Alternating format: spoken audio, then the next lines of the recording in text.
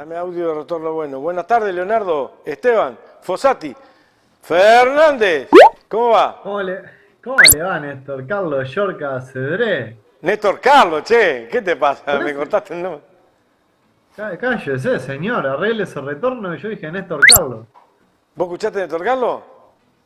Ah, entonces dijo Néstor Carlos. Está bien Ah, todo. La barra escuchó. ¿cómo y sí, no va a escuchar? ¿Cómo va la barra por ahí? Que hace tiempo que no la veo. Ay, no se quieren hacer tampoco. Bueno, decirle que le Contestale, mando un contesten, saludo. Curice, porque está Leonardo escuchando. Bueno, les mando un saludo. Bien. Leonardo, no sé lo que tenías preparado para hoy, pero yo te saco unos 6, 7 minutos que No, te yo creo que, conectaste un mira, poquito. estoy mirando el programa, Néstor Carlos, y me parece importante la línea de la reflexión que vení, porque estabas hablando de Chile. Comentarte que el 11 de septiembre es el cumpleaños de mi mamá. Fue el cumpleaños de Es mi mamá. cierto, de doña Graciela. Así que le mandamos un feliz cumpleaños, aunque ya la saludé ayer. Y el 10 de septiembre era el cumpleaños de mi padre, del Esteban, del Leopoldo Esteban, por el cual a mí me pusieron Esteban también, Leonardo Esteban. Así que tuvimos en un fin de semana lleno de fechas emotivas y aparte de todo eso, no ser ajeno en este contexto en el que vivimos de recuperar la memoria respecto a lo que significó el 11 de septiembre para Latinoamérica, también y principalmente para Chile. Así que Néstor, te dejo. Muy breve, porque tiene que ver con los medios de comunicación, tiene que ver con lo que pasa actualmente hoy, tiene que ver con lo que pasa en Argentina, tiene que ver con lo que pasó con la reforma constitucional, el plebiscito también en Chile. No es nada aislado, sino parecería como que la gente, que no existiera gente, y hay procesos, hay partidos que han jugado procesos y hay reflexiones que no se han hecho o autocríticas que no se han hecho algunos partidos. En este caso la socialdemocracia chilena, que casi todos los que han gobernado con la institución pinochetista han sido, a no ser uno de derecha, después casi todos, uno o dos de derecha, pero después todos han sido socialdemócratas. Y no han logrado el objetivo, ni avanzar en lo práctico, ni avanzar en lo ideológico, que es realmente dialéctico. Si no hay ideología, no hay praxis, o no hay praxis sin ideología, dialécticamente hablando. Es difícil llevarlo adelante. La vida demuestra en Chile que no ha sido posible, más allá de los crímenes aberrantes que se han cometido, más allá de los compromisos que van asimilando y tomando a sí mismo la socialdemocracia, luego se ve impedido de poder llevarla adelante. ¿Por qué? Porque no han tocado los medios de comunicación.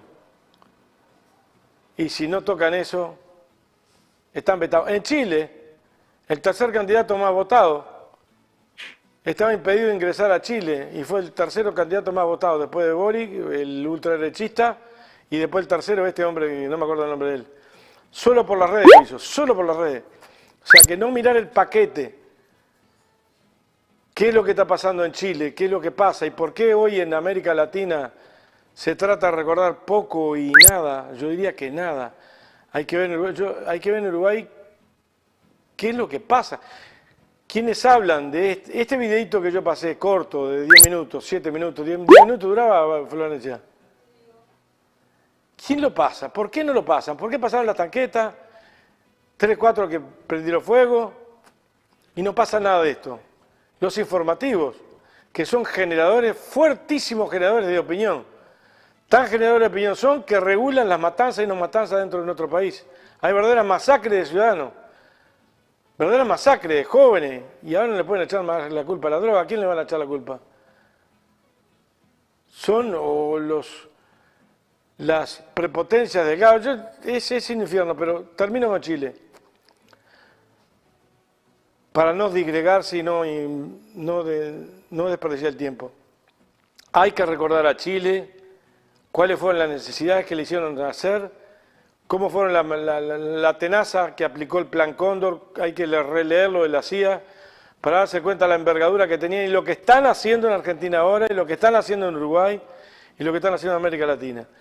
Yo quería recordar eso, ese engendro de manipuleo mediático que hacen, sin lugar a dudas, que los individuos no tengan manera de recordar, porque eso no está arriba de la mesa presente. Duda tuya, Leo.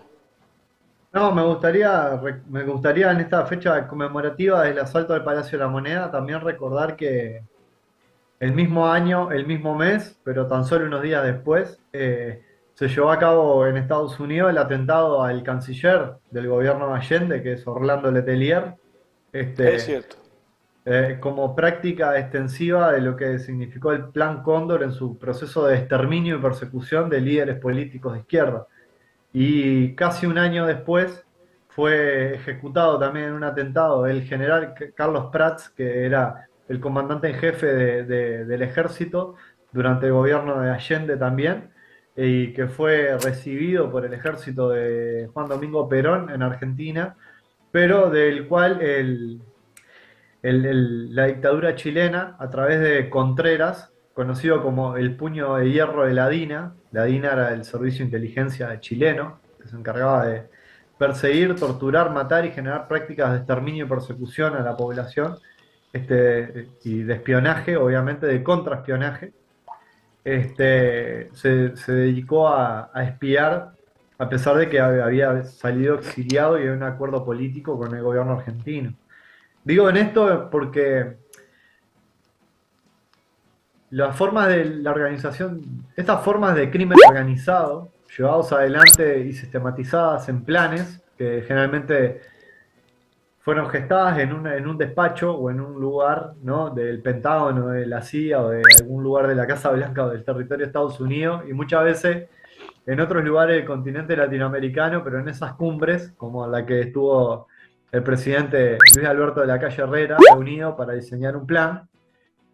La persecución y el exterminio no solo va en contra las figuras más representativas de los gobiernos que se erigen con un carácter disidente, sino que también va contra todo el círculo de personas que los rodea, porque la idea es, como dice Galeano en una canción de Citarrosa, es que es exterminar la hierba y regar la tierra con sal. Es decir, matar todo para que no quede ni un solo vestigio, ¿no? De que pueda surgir alguna línea de disidencia o alguna posibilidad de que alguno de los que secunda el mando, ¿no? Porque la figura del líder tiende a representar como la figura carismática, pero obviamente en países como los nuestros, ¿no? Digo, pero principalmente en Chile o en Argentina o en Brasil o en Venezuela o Colombia, países que tienen carácter casi continentales, la figura del líder representa la imagen carismática, pero el proceso político llevado adelante por un equipo de gobierno que comparte una línea de trabajo muy fuerte y muy sólida. Por lo tanto, estos planes de exterminio siempre estuvieron apuntados no solo a la figura política central, sino también a las personas de máxima confianza. Y pensando en esta fecha del homenaje, ni más ni menos que al canciller, que Orlando Letelier, que fue asesinado en Estados Unidos, sí, creo que fue en Estados Unidos. Le tiraron con un misil de eso tierra-aire, un RPG, ¿viste? Al auto. Y al otro que asesinaron fue a Carlos Prat, que era el comandante en jefe del ejército. Así que bueno, es importante siempre tenerlo, para mí, siempre presente. Y en el caso de Chile, puntualmente, yo iba a hablar de otra cosa hoy, pero bueno, ya que habilitaste acá la milanga, seguimos en esta. Nada más, si querés le damos entrada a los No, no, televidentes. no. No porque ya me gustó para hablar de este tema, porque voy a introducir un segundo tema para conversar contigo, que es que a veces en No, no el... entendiste que antes de arrancar el segundo tema, darle la entrada a los televidentes. Ah, te entendí que, perdón. Sí, sí. Dale, dale la entrada. No, Leete no el es el chat, leete segundo el chat, tema. leete el chat conmigo. ¿Lo tenés a Dale. mano No, ahí? no. Sí, claro que siempre, Néstor Carlos. Vamos arriba, vamos arriba, vamos arriba. Mirá, Alguien me Marina preguntó por allí, Viera, arrancamos saludos más de Canelones temprano. Ciudad. No me hables de arriba. Arrancamos más temprano, pará. ¿Vos me estás escuchando directo ahí? No. Sí, yo sí. Está. Arrancamos más temprano hoy porque el material más temprano. Si usted se suscribe y acciona la campanilla, le avisamos. Siempre es minutos antes de las 17:30. Un poco antes de las 17:30. Y hoy arrancamos 5 menos cuarto, porque había material. Entonces, antes de las 17:30. Así que te preparás. Marina Viera, saludos de Calderón Ciudad. Pablo Muniz, buenas tardes. Andales de la Cumbre Neptunia. Luis Silva, buenas tardes. Liber Seregni. Ay, se me fue acá. Se me fue. Kleiman, buenazo, ya empezó el programa. de Sayago. Saludos de Sayago. Hugo Britos, Florianópolis, Mercedario, Sonariense, Uruguayo, Elsa Martínez, Maldonado, Víctor Navarro, Pinar, Mercedario, la Total K, buenas tardes, seguí leyendo vos la Total K, se me Bueno, borró. la Tota del Cable de Paso Carrasco le mandamos un saludo. El cónsul de las Piedras en Atlántida presente, dice Lorejano. Este quiere cargo, cónsul de la piedra, este quiere cargo. Este come milanesa cara. Ramón González, saludo desde la Villa del Cerro. SHPP dice buenas tardes. SHPP, ponenos dónde nos está saludando. Lirio Magallanes, salud Andares desde el Cerro. Otto Bonrark, buenas tardes Maldonado, Hipódromo de Maldonado presente, acá. Buenas tardes, Andares, desde La Blanqueada, Marlene Pardo, Héctor Navarro, bueno, sí, Diego Dogliotti, la piensan todo, aunque no lo digan, bueno, Diego Dogliotti, ¿dónde nos está saludando? Buenas Ana tardes. Raquel, voy yo, Ana Raquel desde Salto, Héctor Navarro, dar like, bienvenido, Leo, John Tito, buenas tardes, no dice dónde, Ricardo Camacho Stevenson, hay un montón de cosas, pero le voy a leer de dónde es Salto. Orlando, ahora están haciendo comentarios de lo que vos hablaste. Bueno, mirá, escuchá, tengo acá. Margarita de Paysandú, buenas tardes a todos, firme con Andares para pensar y pensar. César Techera, buenas tardes, Néstor, César de Atlántida. Seba Suárez, este es el que vive de la Plaza Papatulao. De la Plaza, Rosana Fernández Piris, La Esmeralda, Rocha, Enrique Cardoso, Barrio Palermo, Montevideo. ¿Ven ahí? Sí, Adrián Requejo, buenas tardes, señor Yorca y equipo, todos los seguidores de Andares TV de la ciudad de la costa. Shirley Cacharrón tengo acá, buenas tardes a todas allá presentes. Ever La Palma, buenas tardes Andares de Piedras Blancas. Te dejo nomás. Bien, ya tenemos, ya le dimos entrada. Vamos con el segundo punto que quería hablar vos. No, lo que quería hablar venía vinculado a Chile y me parece que tiene que ver... vos decías algo que recién, ahora como entramos con los saludos me perdí un poco en lo que vos decías, pero que es importante con esto de no poder revertir como cierta situación, ¿no?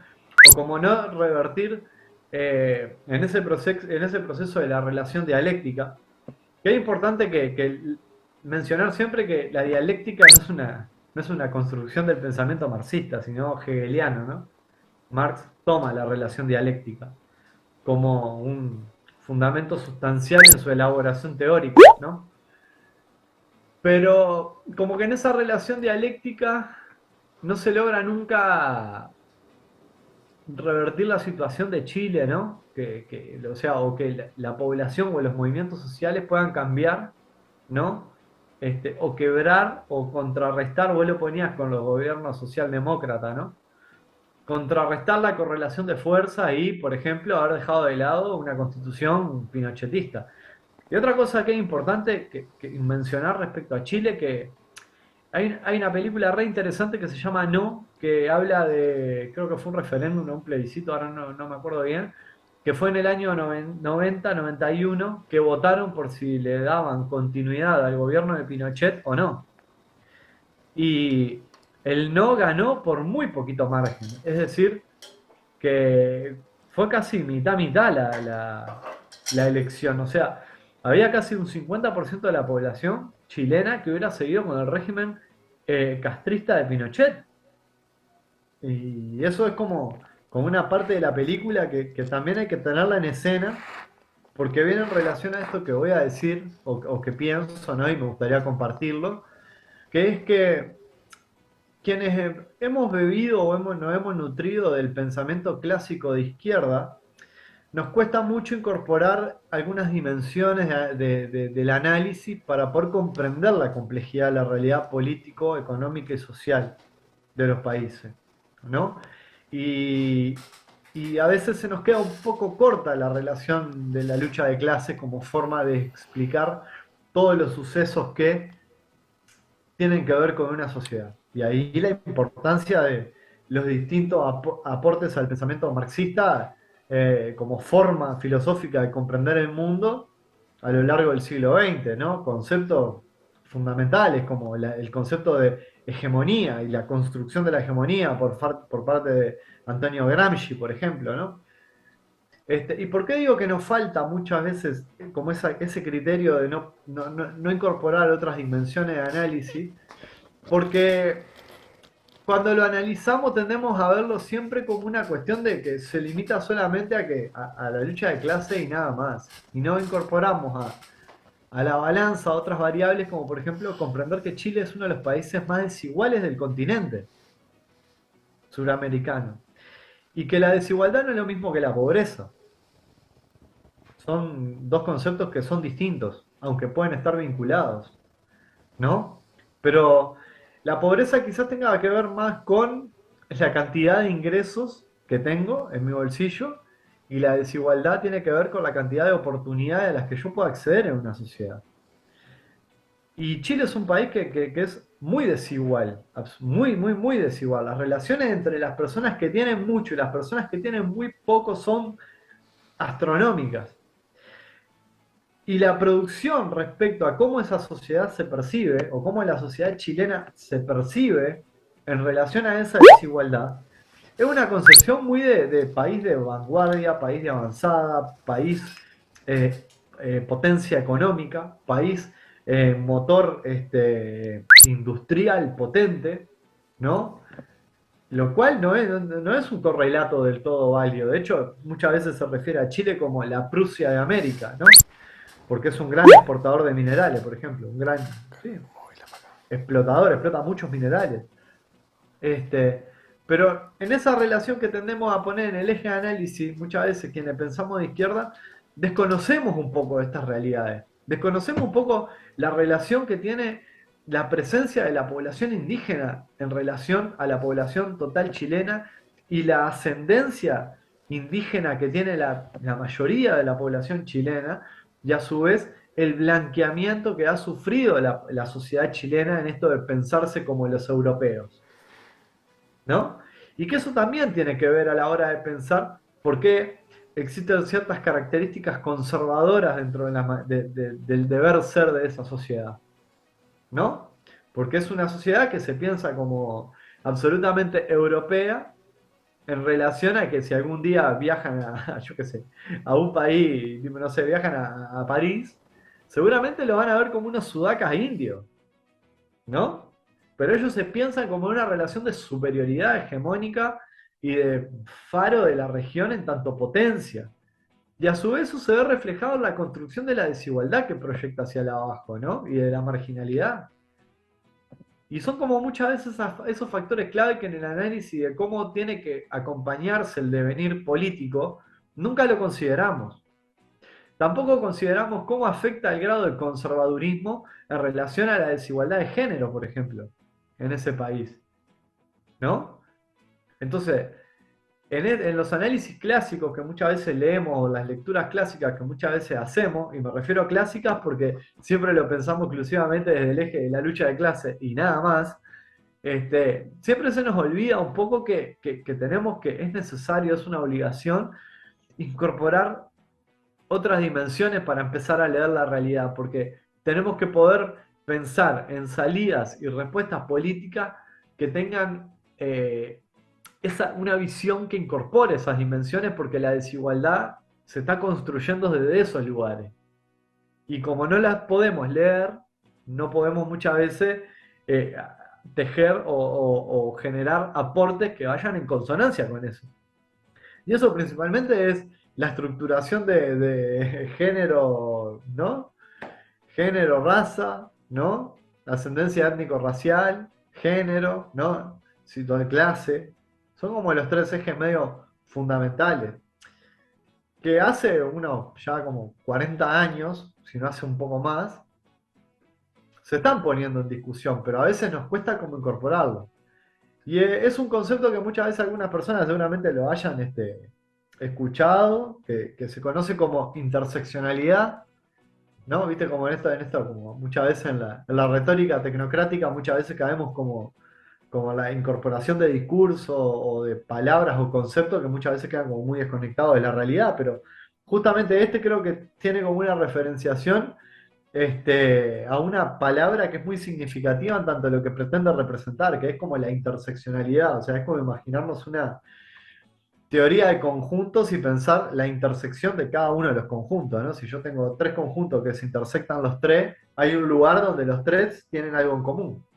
Y bueno, precisamente cuando tenemos que pensar en el devenir político, social, económico, cultural de un Estado, tenemos que sí o sí empezar hoy en día a hacer esos cruces, ¿no? Que muchas veces se hacen, pero la mayoría del tiempo en las lecturas se desconocen. Entonces, cuando queremos hablar de la realidad de Chile o de Bolivia o de Argentina, sin ir más lejos, tendemos a hacer construcciones absolutamente reduccionistas de los fenómenos políticos, ¿no? Por ejemplo, parecería ser que en Argentina todos los problemas y todos los males son acuciados por la construcción del peronismo como el fenómeno, como uno de los fenómenos políticos contemporáneos más importantes de la región, ¿no? Y muy pocas veces se hace referencia a cuál ha sido el proceso de consolidación de las clases oligárquicas en Argentina, qué anclaje y qué procedencia tienen esas clases oligárquicas, qué grado de desigualdad se construye dentro del territorio argentino,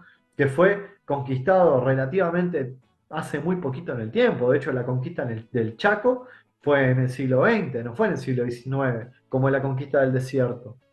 La proyección de un Estado que se piensa de avanzada sobre un territorio enorme que configura diversos ecosistemas a lo largo de todo su territorio, el cual imprime condiciones materiales de existencia totalmente desiguales en relación al lugar en los que uno vive, ¿no? Cómo las poblaciones indígenas han sido históricamente masacradas y relegadas y nunca consideradas, y cómo han sido muchas veces punta de lanza de las movilizaciones y las reivindicaciones más importantes contra los gobiernos, ¿no? Oligárquicos argentinos. Y pienso en esto y pienso en la masacre del Rincón Bombas, por ejemplo, por pensar en algo. Entonces, ¿por qué me insisto con esta cuestión como que es importante poder empezar a hacer esos cruces? Porque no podemos seguir haciendo lecturas reduccionistas de los fenómenos políticos, porque en tanto las hacemos, este, no podemos dar o construir o aportar hacia una salida, ¿no? Que sea realmente consecuente y abarcativa de lo que la problemática implica, ¿no? Porque siempre lo tendemos como a pensar esto que yo traía no, porque el problema en Bolivia es que Evo Aymara y los quechas no están representados y las etnias y no sé cuánto, no, es otra situación. Bolivia tiene una situación que, tipo, es un país mayoritariamente que vive de los hidrocarburos, los minerales, con una población indígena amplísima, ¿no? Que conforma distintos grupos étnicos y que a su vez tiene como un eje central que históricamente se ha querido independizar, que es, creo que la ciudad de Santa Cruz, ¿no? Que se piensan como europeos, como el motor económico. La ciudad de Santa Cruz, quizás allí está la minoría Claro, europea.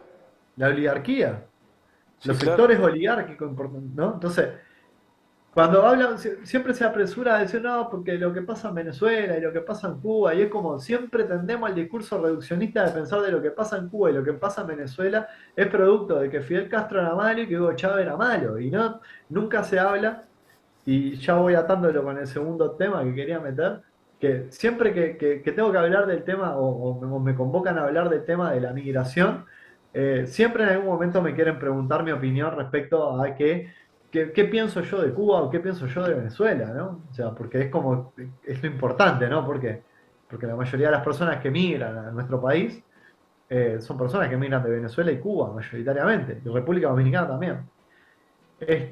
Y me acuerdo un día en una ponencia, me preguntaron como dos o tres veces. En realidad no me preguntaron, me hicieron el comentario cizañero de decir, bueno, pero lo que pasa es que la población ante la imposibilidad de vivir en un régimen dictatorial escapa, ¿viste? Entonces, Yo ahí, de ahí en adelante empecé a utilizar como esta cuestión de decir, miren, la realidad política, económica, social y cultural de un país es muy compleja y es muy vasta y no depende solo de condiciones internas en su determinación, sino de condiciones también externas. Entonces, para mí poder hablar de Venezuela, hablar de Cuba, así como hablar del Uruguay, y bueno, yo tengo que hablar de factores que son externos. Entonces, yo no puedo hablar del devenir de la historia cubana si no pienso que tienen 60 años de un bloqueo mercenario y sanguinario. Porque eso ha determinado las condiciones, ¿no?, de ese devenir histórico. Y no solo las condiciones de ese devenir histórico, sino que también las condiciones de ese devenir económico y de ese devenir cultural y social, que ha consolidado una estructura de una sociedad que hoy en día capaz que se piensa como una sociedad más de emigración porque expulsa a su población. Pero la falta de horizonte no existe porque hay alguien, un genio maquinaísta que es malo. La falta de horizonte existe porque existe sobre ese país una presión asfixiante que no le permite desarrollar las condiciones de vida sociales, culturales necesarias para satisfacer a su población. Entonces, si yo tengo que hablar de qué opino yo de eso, y bueno, necesito hablar de esto otro. No puedo aislarlo, porque si yo hago un análisis reduccionista, termino replicando de alguna manera, o sea, de alguna manera no, termino replicando este, el discurso funcional a la derecha, que es tomar un fragmento de lo que a mí me interesa resaltar para construir una verdad absoluta sobre un tema que tiene una dimensión de complejidad que es inabarcable. Entonces, no es ni tampoco caer a la dimensión de la complejidad inabarcable en el cual no podemos explicar nada porque cada cosa hay que entenderla dentro de su complejidad, pero tampoco reducir a la mínima expresión. Como decir, el problema de la seguridad, de la inseguridad en este país se resuelve con la renuncia de Bonomi. No, claramente no. Tampoco se va a resolver con la renuncia de Heber. Pidiendo que renuncie Heber no se va a resolver. ¿No?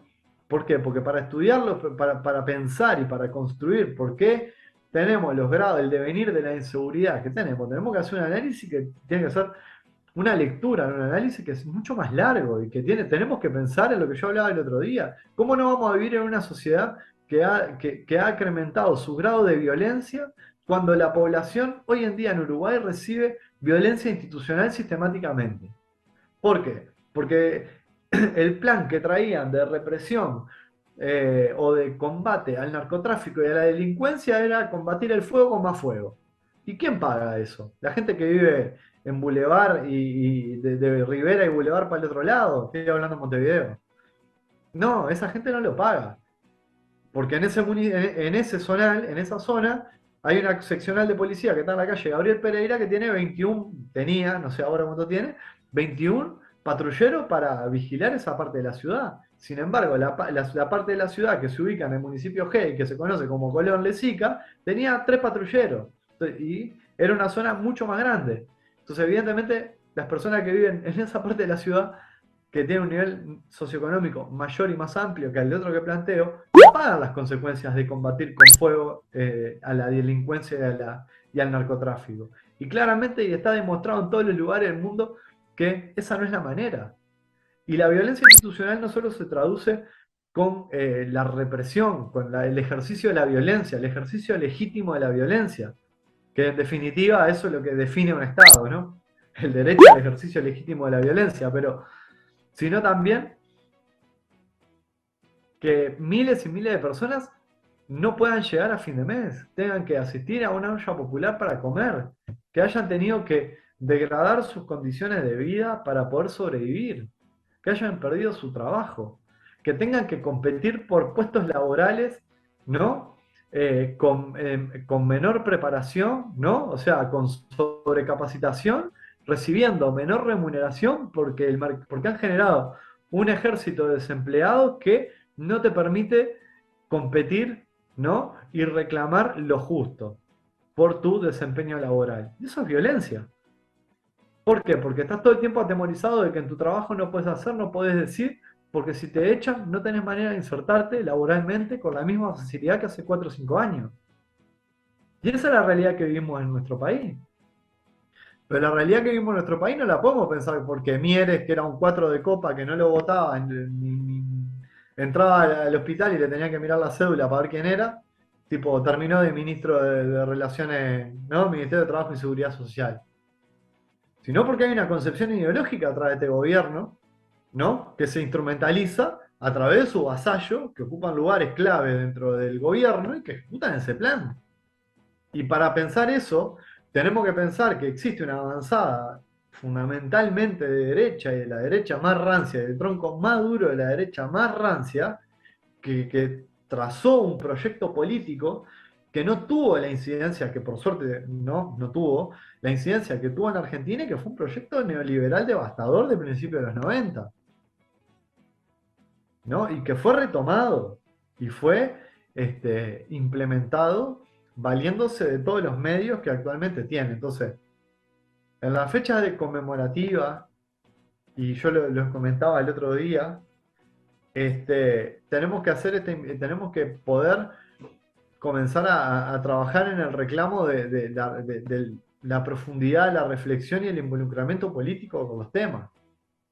No sirve, no alcanza con ser tribunero y decir que el presidente vive surfeando y desaparece. No alcanza, con eso no sirve. Eso no suma, no construye. Lo que sí construye es comprender cuál es el libreto que está implementando este gobierno y por qué Heber está en una cartera ministerial a la cual es un incompetente total. Y por qué cuando estuvo en otra cartera ministerial se encargó de entregar un puerto. Y cómo eso está permeando a determinadas capas de la sociedad que hoy en día están cuestionando el paro nacional, el paro general nacional del 15, como diciendo la gente está cansada de parar. Los verdaderos trabajadores no paramos. ¿No? ¿Cómo ese discurso? Una ofensiva generalizada en el marco del Plan Atlanta, porque está planteado así, una ofensiva generalizada, los responsables son los sindicatos y tomaron de conejo de India la enseñanza. No es que todos los profesores iguales, no, son los sindicatos los que están rompiendo los cocos. Son pero no hay un medio que no lo esté diciendo. Uno mira algo de los medios, los sindicatos, y confrontando los sindicatos con los profesores o con los maestros.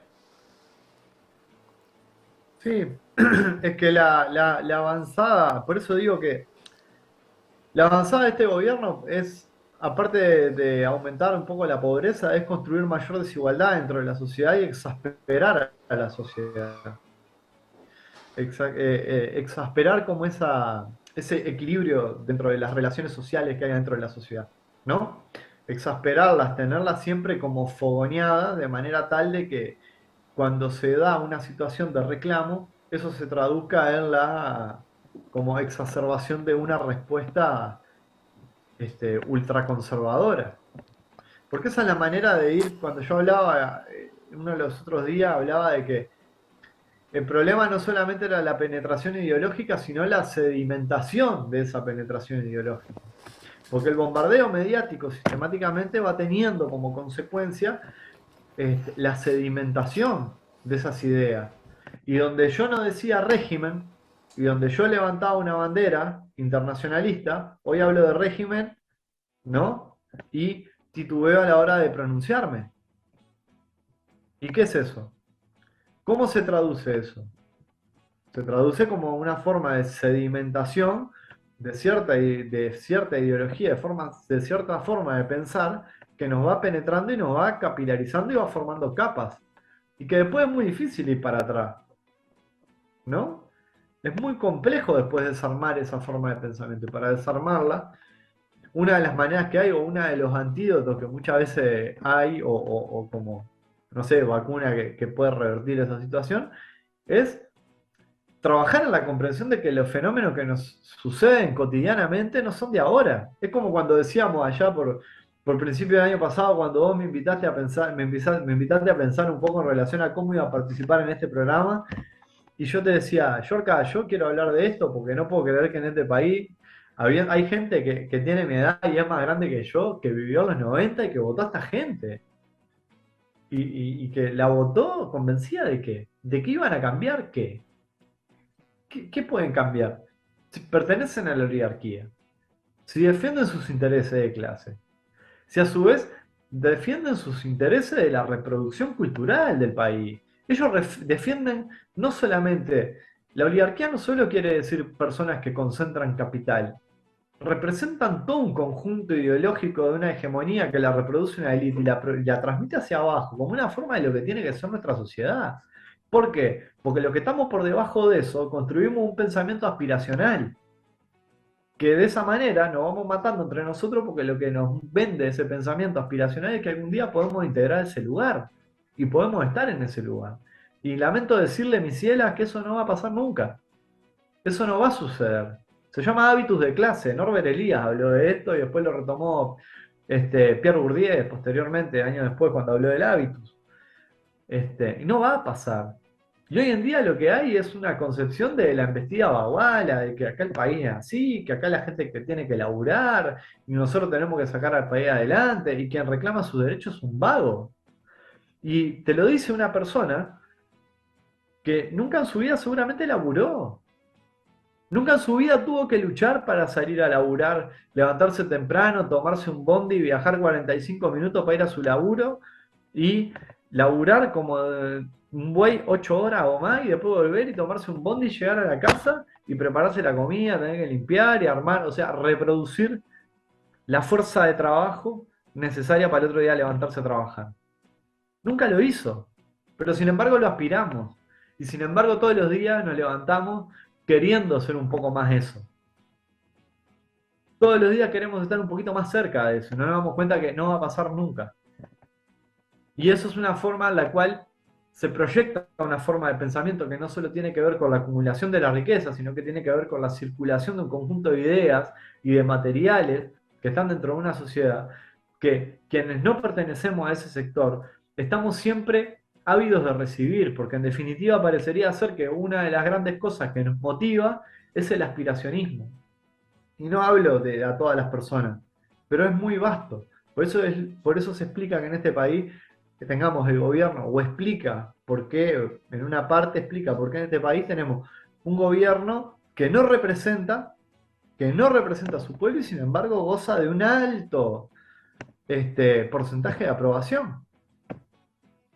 Tranquilo, tranquilo, ¿qué está estacionando? Eso andaba.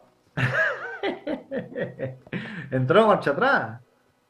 No, entró. Yo creo que se dio cuenta. Ah, sí. Sí, yo creo que sí.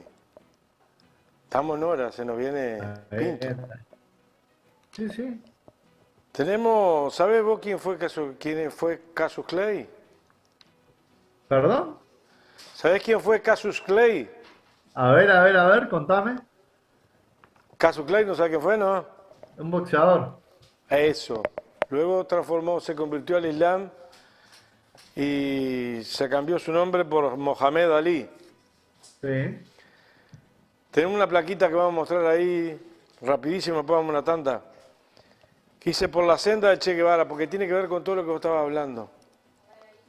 Cómo nos hacen ver determinadas cosas. Sácame a mí, ahí está, para que la vea Leo. 3 de septiembre a las 3:21 de la mañana. El engaño de la clase dominante. Mohamed Ali, el difunto y leyenda del boxeo mundial, dio este discurso magistral frente a todas las Estados Unidos de América. Dice Mohamed Ali, no voy a esquivar, no estoy quemando ninguna bandera, no voy a correr a Canadá, me quedo aquí mismo. ¿Quieres enviarme a la cárcel? Bien, adelante. He estado en la cárcel durante 400 años, podría estar allí por 4 o 5 más, pero no voy a ir a 10.000 millas para ayudar a asesinar y matar a otros pobres. Si quiero morir, moriré aquí mismo, ahora mismo, peleando contigo si quiero morir. Tú eres mi enemigo, no ningún chino, ni vietcong, ni japonés. Eres mi opositor cuando quiero libertad. Eres mi opositor cuando quiero justicia. Eres mi oponente cuando quiero igualdad. ¿Quieres que vaya a algún lado y luche por ti? Ni siquiera me defenderás aquí mismo, en América. Ni a mis derechos, ni a mis creencias religiosas. Ni siquiera me defenderás aquí, en casa. Mohamed Ali. Esto tampoco se recuerda comúnmente. Nos vamos a una tanda y volvemos. Estamos en Andares, en vivo y en directo para el país y el mundo.